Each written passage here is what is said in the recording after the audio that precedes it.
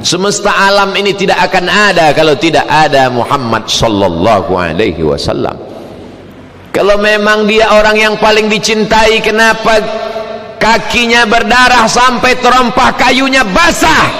Datang Jibril alaihi salam, ya Muhammad, kalau sampai menetes darah itu ke tanah, kuratakan Taif itu semuanya hancur.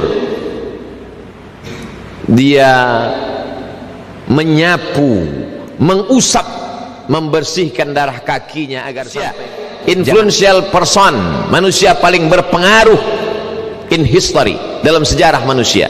Semua tokoh-tokoh dia tulis, tapi nomor satu dia buat Sayyidina wa Maulana Muhammad sallallahu alaihi wasallam. Michael H. Hart diundang dia oleh Majelis Tinggi Agama Islam Mesir untuk mempresentasikan kenapa tidak Islam tapi dia buat Nabi Muhammad nomor satu. Karena dia katakan ada orang hebat karena bapaknya hebat, ada raja-raja karena bapaknya raja, tapi Muhammad sallallahu alaihi wasallam meninggal ayahnya ketika dia 2 bulan dalam kandungan ibunya. Di saat dia dalam peluk cium kasih sayang seorang ayah, ibu sebagai pengganti ayah, meninggal pula ibunya, dibesarkan oleh pamannya. Sebelum itu dia diasuh oleh pamannya, diasuh oleh datuknya bernama Abdul Muttalib. Ketika dia berlari-lari di atas kasur empuk yang diletakkan di samping Ka'bah, anak-anak Abdul Muttalib tak ada yang berani duduk di atas kasur itu. Tiba-tiba Muhammad sallallahu alaihi wasallam berlari-lari di atas kasur itu. Anak-anak Abdul Muttalib melarang, jangan. Kata Abdul Muttalib, da'hu, biarkan dia berlari-lari, dia cucu kesayanganku, anakku bernama Abdullah sudah meninggalkan dia, aku ingin memeluk dan menciumnya. Dibesarkan oleh kasih sayang datuk. Tak lama sesudah itu pamanlah yang membesarkan dan menjaganya. Tapi di saat dia perlu kasih sayang, dukungan seorang paman, saat dia membawakan dakwahnya untuk mengatakan la ilaha illallah, di situ pula lah paman itu meninggalkannya. Istri tercinta Khadijah Al-Kubra pun di tahun yang sama meninggalkan dia, tapi dia tetap bangkit karena dia tidak kuat karena manusia, dia kuat karena dia bersama dengan Allah. Siapa saja yang bersama dengan Allah maka dia akan kuat. Saat mereka berada di dalam gua, diabadikan dalam Al-Quran, idhuma fil ghari, ketika dia bersama dengan sahabatnya Abu Bakar Siddiq, idh yaqulu li sahibihi, dia berkata kepada sahabatnya, la tahzan, la tahzan, jangan kau sedih, la tahzan, jangan kau cemas, la tahzan, jangan kau takut, innallaha ma'ana, Allah bersama kita. Bersama dengan hartamu kau akan dihormati orang, setelah hartamu hilang kau akan diinjak. Bersama dengan kekuasaanmu kau akan dimuliakan orang, sampai masanya kau tak lagi berkuasa, kau diremehkan, disepelekan orang. Bersama kau dengan Allah, Allah tak akan pernah mati. Hayyun la yamut, man kana ya'budu Muhammadan fa inna Muhammadan qad mata. Siapa yang menyembah Muhammad, sesungguhnya Muhammad mati.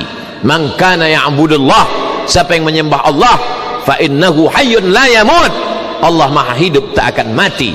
Siapa dia? Allah. Adakah Tuhan selain dia? La ilaha illa huwa. Apakah dia hidup? Al-hayyu, dia maha hidup. Apakah dia mengatur hidup kita, mengatur rezeki kita?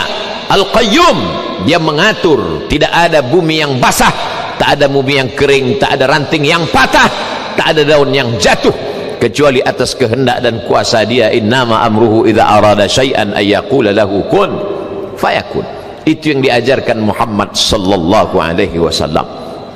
Hari ini hampir setengah dunia dikuasai oleh umat yang diajarkan tentang kelembutan dan kasih sayang. Satajiduna rijalan fis sawami', kalian akan bertemu dengan pendeta-pendeta di rumah-rumah ibadah tidak Islam, non muslim, tak menyembah Allah. La ta'ridu lahum, jangan ganggu mereka, jangan ganggu pendeta-pendeta. Khutbahnya ketika melepas pasukan, dia tidak berkata hancurkan, ratakan dengan tanah, bakar, bunuh. Satajiduna rijalan fis sawami, kalian akan bertemu dengan pendeta-pendeta di rumah-rumah ibadah. La ta'ridu lahum, jangan ganggu mereka. La taqtulu sabiyan murdi'ah, jangan bunuh anak kecil yang sedang menyusui. Wala syaikhan faniya, jangan ganggu orang tua renta. La tahdimu buyutan, jangan hancurkan rumah karena rumah tak bersalah. La ta'qiranna nakhlan, jangan cabut pohon korma. La taqta'unna syajaratan, jangan potong pokok kayu. Dulu mereka kalau berperang hancurkan rumahnya, bakar pokok kayunya, hancurkan kurmanya biar mereka tidak makan. Dia datang dengan ucapan wa ma arsalnaka illa rahmatan lil alamin. Dia bisa saja memanggil Jibril, Mikail, Israfil, Israel, malaikat maut untuk meratakan musuh-musuhnya. Ketika giginya patah, pelipisnya berdarah, sahabat-sahabat meminta. Setiap nabi punya do'awatun mustajabah, ada doa yang mustajab, ada doa yang makbul. Memintalah ya Muhammad, inilah masanya. Dia terdiam, dia pergi bersembunyi di balik bukit Uhud bersama sahabat-sahabat yang melindunginya. Kenapa engkau tidak panjatkan doa itu ya Rasulullah? Padahal kalau kau panjatkan doa itu, rata Makkah itu dengan tanah, mati Abu Lahab, Abu Jahal itu, semesta alam yang tidak bersimpuh sujud kepada Allah, mereka akan binasa. Biarlah kusimpan doa itu syafaatan li ummati, menjadi syafaat bagi umatku pada hari kiamat nanti. Begitu sayangnya dia kepada kita.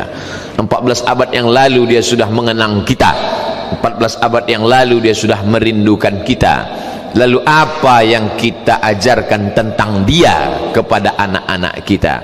Hari ini hari Jumat, tapi hari ini juga adalah hari 1 Rabiul Awal, bulan kelahirannya.